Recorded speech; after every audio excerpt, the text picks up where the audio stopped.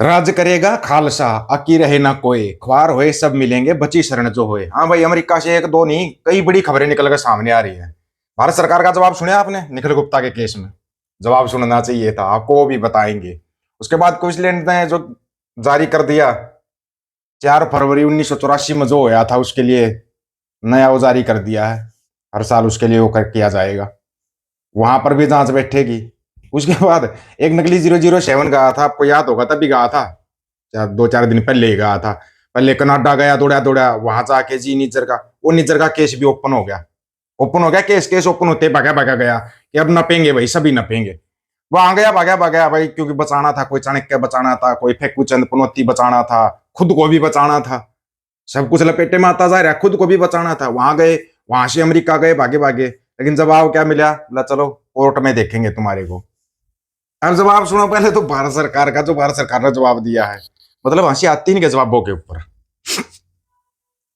अमेरिकी नागरिक और खालिस्तानी नेता गुरबख्श सिंह पन्नू की हत्या के मामले में भारतीय अधिकारियों ने एक बार फिर से अपने रुख को दोहराया है। भारतीय अधिकारियों ने साफ साफ कहा कि पन्नू हत्याकांड के दोषी निखिल गुप्ता का भारत सरकार से कोई संबंध नहीं है।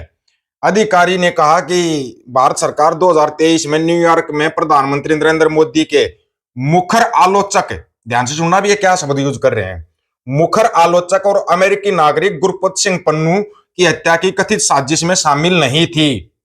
बता दें कि 54 वर्षीय निखिल गुप्ता ने शुक्रवार को खालिस्तानी नेता गुरबख्श सिंह पन्नू की हत्या के प्रयास से जुड़े 3 आरोपों में अपना जुर्म कबूल किया है।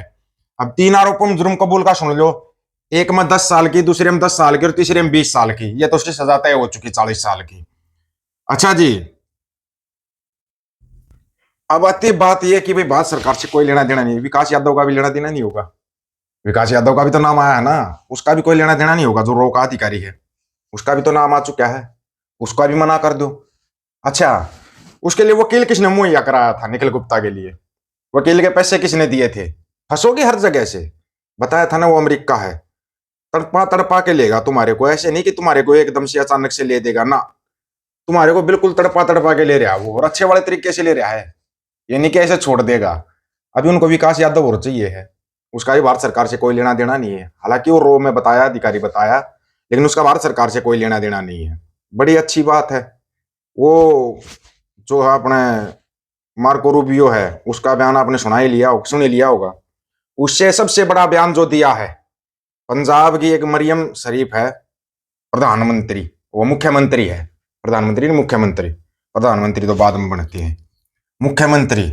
उसने एक बड़ा अच्छा एक वो उदाहरण पेश किया है भाई, लंदे अपने मुख्यमंत्री मरियम नवाज का बड़ा फरमान, पुलिस द्वारा लोगों को ओई कहकर पुकारने पर प्रतिबंध। पुलिस अब लोगों को सर और मैडम कहकर संबोधित करेगी। पुलिस कर्मियों के लिए बॉडी कैमरे अनिवार्य होंगे।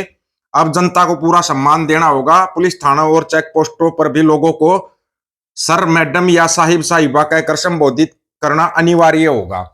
ऐसा तो खालसा राज में होता था भाई, ऐसा खालसा राज में होता था।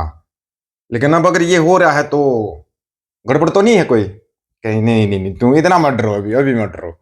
अब ये थोड़ा सा तुम क्वींसलैंड पुलिस का सुनो, जो नॉर्विच शहर का जो पारी हुआ है। 4 फरवरी 1986 को रविंदर सिंह, बलबीर नाग उर्फ मोगा और हरमिंदर स्टेग नामक 4 शक्तिशाली सिख छात्रों को भारतीय राज्य पुलिस की गोलाबारी में मार दिया गया था, जब ये सिख धर्म ग्रंथ गुरु के गुप्त रखे अंगों के विरोध में प्रदर्शन में भाग ले रहे थे। गुरु को सभी सिख 10 गुरुओं की परंपरा में पहले से योगी और जीवित गुरु मानते हैं। गुरु ग्रंथ साहिब को सबको पता है, तो सुप्रीम कोर्ट का ही बोल गुरु ग्रंथ साहिब जी जीवित गुरु हैं।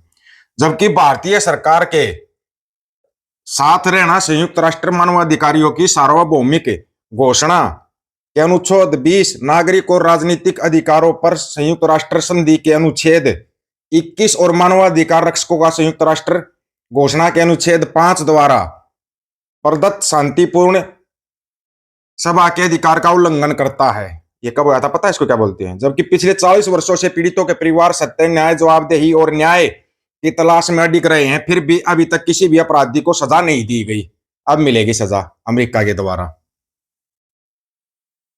क्योंकि संयुक्त राज्य अमेरिका की कांग्रेस और कैलिफोर्निया राज्य में साका नकोदर को मान्यता दी है और प्रतिनिधि जनवरी 6 फरवरी 2017 को सदन में श्रद्धांजलि अर्पित की। कैलिफोर्निया राज्य विधानसभा ने डॉक्टर जेनेट बास द्वारा लिखित सदन प्रस्ताव 93 को 13 जून 2024 को सर्वसम्मति से पारित किया और प्रतिनिधि जो लोफ्रेन ने 4 फरवरी 2023 को सदन में 2024 को सदन प्रस्ताव 905 पेश किया, जिसमें फरवरी को साका नकोदर दिवस के रूप में नामित किया गया है और जहां नॉर्विच शहर सिख राष्ट्र के साथ एकजुटता से खड़ा है, जिसमें सिख नरसंहार के पीड़ितों के परिवार को शामिल है, जो वैश्विक स्तर पर न्याय की अथक खोज जारी रखे हुए हैं।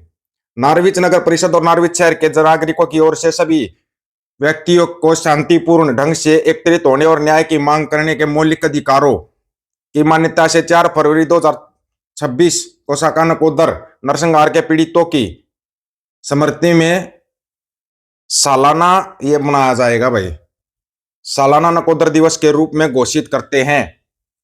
समझ रही है इसका मतलब? सबको पता है साका नकोदर में जो होया था, नकोदर आज तक कोई भूलिया नहीं होगा। जो भूल क्या होगा फिर वो अपना भाई चेक करवा लेना, कुछ पता होगा ना क्या चेक करवाना हो, तो वो तो बताने की जरूरत नहीं होगी ना चेक क्या करवाना है।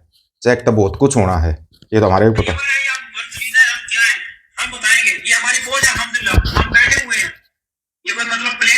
ये वो है क्या बोलते हैं इसको, ओवैसी की क्लास लगा के चला गया ये लड़का। मैं माफी चाहता हूं, आप गैर जरूरी मुझ पर एक इल्जाम लगा रहे, मैं कभी बदला ही नहीं। ये इल्जाम नहीं है, देश के अंदर का मामला है। नहीं ये मेरे मुल्क के अंदर का मामला है। जब मेरे मुल्क के अंदर का मामला है तो मुल्क के अंदर की बात करें ना, कि मैं पार्लियामेंट में खड़े होकर उस कानून की मुखालिफत करूं। मैंने किया और बाहर भी। मेरी बात सुने, अगर मुल्क के अंदर का मामला है तो उसकी बात करें ना। आपने क्या कहा तकरीर में? मैंने सुनी नहीं है, मैं को बहरा नहीं हूं, मेरे पास तकरीर अभी भी आपको सुनवा दूंगा मैं।